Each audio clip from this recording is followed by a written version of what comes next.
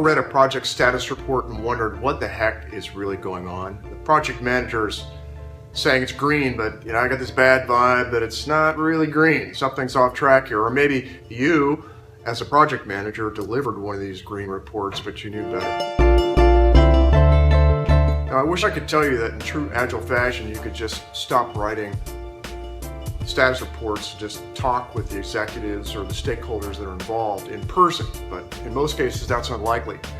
We just can't stop delivering status. We need to take care of our executives and our clients and the stakeholders, the people who hired us. They need to know what's going on, and they certainly need to know when things are going south. The problem isn't that the project manager is lying. Sometimes they know they're not telling the complete truth because there's so much politics involved. The problem is that any project status report is pure fiction. It's a weather report. If it rained yesterday, it'll likely rain today, but it might not. And it's just one point of view of many. It's like that movie Rashomon, where you can see a different event from many different angles. Most status reports are baloney. Now, my biggest beef about status reports is, what are they trying to achieve? Are they trying to incent any action? Are they trying to just lull people into complacency? Or maybe they're just an exhibit of the project manager's anger or frustration? Usually, whoever created it is just praying that no one digs in to really understand what's going on, so they'll get their butt kicked. So what's my recommendation? First, as in most Agile things, use pictures, graphs, and charts that make a very clear picture of what's going on. Burn ups, burn downs are my favorites. Let's look at one. Here's a burn down. This team is only a couple days into a sprint. Looks like it's doing pretty good. This one right here is having some trouble already. They're kind of flatlining. They're not getting the work done that they committed to. It's very easy to figure that out by looking at this.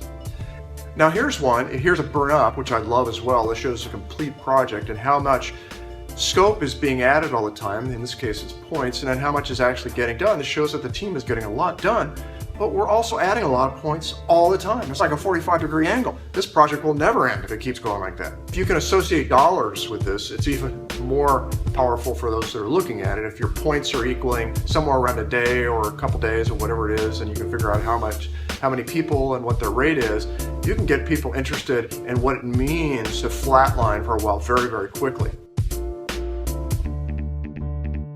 So I talked about burn ups and burn downs, but I also have a slide that highlights the first 1 to 3 key risks that you have. Bring them up again and again. For example, the UAT scripts aren't done. You've got to keep reminding folks that you're saying that and the potential problems of those risks.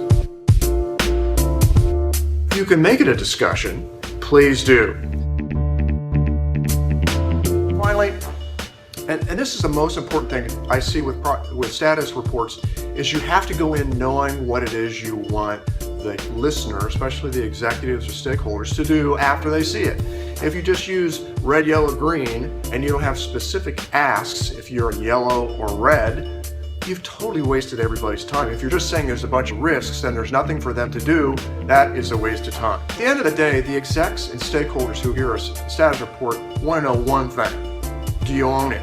Do you own this project, and will you do whatever you got to do to get it done? You've got to let them know that you do, but to be successful, you need X, Y, and Z. Ultimately, status reports are a painful necessity. Please, if you can, try to avoid the red, yellow, green reports, and instead do real graphs that show real facts about what the project is doing. Then have a discussion about the trajectory of those graphs and what you and the stakeholders and executives can do to improve it. That's all I got today. Thank you.